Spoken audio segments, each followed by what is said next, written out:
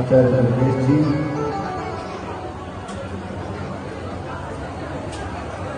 और शिव पुराण कथा में उपस्थित मानव माता शक्ति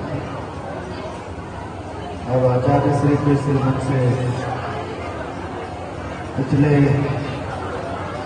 5-7 दिन से भगवान शिव के जीवन चरित्र का वर्णन सुन रहे हैं। मैं इस अवसर पर इतना ही कहूंगा कि आप सब सौभाग्यशाली हैं कि आपको ये कथा श्रवण का अवसर मिल रहा है। गोस्वामी तुलसीदास जी ने रामायण जी में कहा है, संत समागम हरि कथा तुलसी दुर्लभ जोड़, शुद्ध दारा और लक्ष्मी पापी के लिए। संत समागम हरि कथा, संतों का समागम और भगवान की कथा तुलसी दुर्लभ जोड़, ये दोनों कलिकाल में दुर्लभ है। शुद्ध दारा और लक्ष्मी पापी के लिए। पति पुत्र धन दौलत में पापी के घर में मिल जाएगी। और आप आज हरि कथा का वर्णन सुन रहे हैं। मैं समझता हूं कि आपसे बड़ा सौभाग्यशाली कोई व्यक्ति हो नहीं सकता। मैं इस अवसर पर लंबी बात नहीं करूंगा, इतना जरूर कहूंगा कि इस कथा श्रवण को अपने जीवन में उतारो। समाज जीवन का मानस कुछ इस प्रकार का बन गया कि वो अच्छी बात तो सुनता है, लेकिन रात हुई और बात नहीं। रात को संध्या ढलने तक बात याद रहती है और जैसे रात गुजरती है अगले दिन हम उस बात को भूल जाते हैं। कथा से हमको क्या हो रहा है? खाली बहुत दिन के लिए भावुक हो गए, मन विचार बदल गया। मैं जहां भी जाता हूं केवल एक बात जरूर कहना चाहता हूं, आपको कथा समझ में नहीं आता, कथा का सार और उसका उद्देश्य समझ में नहीं आता।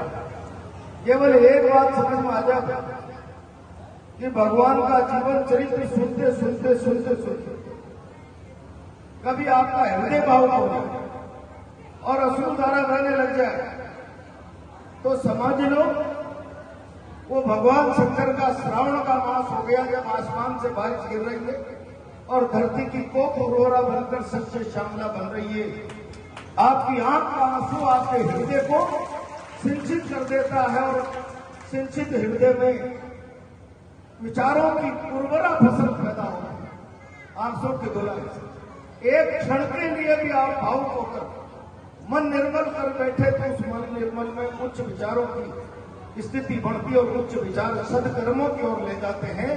आज अगर कोई सबसे बड़ी समस्या है इस संसार के अंदर, रोज भागवत कथाएं हो रही है, शिव पुराण हो रही है, रामायण हो रही है, सबके जीवन चरित्र का श्रवण करते हुए भी और सबका जीवन चरित्र कहता है।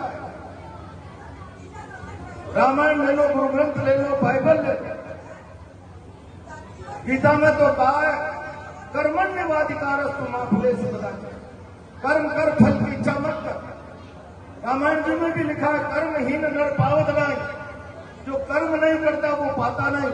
और इसीलिए तमाम धर्म ग्रंथ कहते हैं संसार का सबसे बड़ा कोई धर्म है तो सत्कर्म है, सत्कर्म।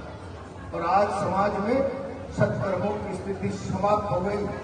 आदमी के मनों में इतना क्लेश हो गया, इतना राग हो गया, इतना द्वेष हो गया, इतना भेदभाव हो गया, इतनी गंदी प्रतिस्पर्धाएं कायम हो गई, इतनी लोभ लालच की अमर्यादित परिस्थितियां पैदा हो गई कि केवल उनका जीवन दिखावी तौर पर चल रहा है, अंदर का जीवन लगभग खत्म है, लगभग। इन परिस्थितियों में से समाज को कैसे निकाला जा सकता, ये बहुत गंभीर चिंता का विषय है।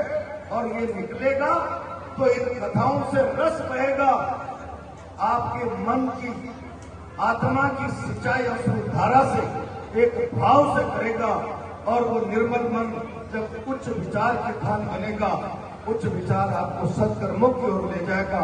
और सत्कर्म मत जाओ कोई भले मंदिर में रोज बैठकर हनुमान चालीसा करते, अपने घर में अगरबत्ती लगाओ, मन में सत्कर्म सद्विचार रखो, यही इससे बड़ा धर्म और ये सीख, ये जीवन की दिशा, ये बदलाव का रास्ता अगर कहीं बनेगा तो यहाँ से सीधी धार से बनेगा। मैं इस अवसर की आपको शुभकामनाएं दूंगा, बधाई दूंगा। मुझे याद किया, मैं आप सबका आभारी हूँ। वैसे तो इस मंच से मुझे कहना नहीं चाहिए, देवली ने तो कृपा की, पर मंडी ने मेरे साथ न्याय नहीं किया। मंडी न्याय कर देती तो मैं आज भारत की संसद का हिस्सा होता, और मैं तो इसे भी तराजू को तोल लो। और प्रहलाद गुंजल एक पलड़े में 4 साल और 10 साल एक पलड़े में ओम बिरला, मंडी की सेवा का नतीजा निकाल लो। मेरा पलड़ा अगर ऊपर उठ जाता तो मैं कुछ नहीं कहता, पर अगर मेरा पलड़ा नीचा था उसके बाद भी मेरे साथ न्याय नहीं होना भी अधर्म की परिभाषा में आता है। इसलिए जीवन में धर्म का पालन करना सीखो, तब तो इसको सुनने का लाभ है। वरना तो मैंने बात शुरू की थी, रात गई और बात गई। बहुत बहुत धन्यवाद।